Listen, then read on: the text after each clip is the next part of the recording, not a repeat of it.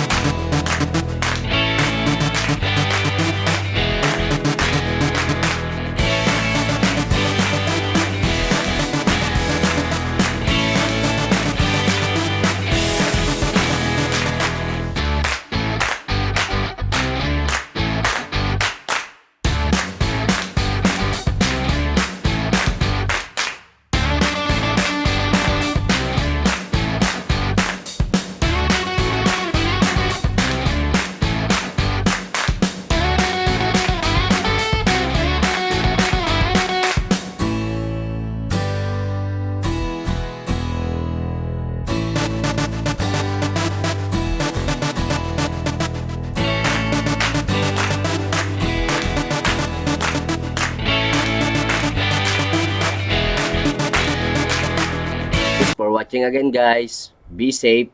God bless you all.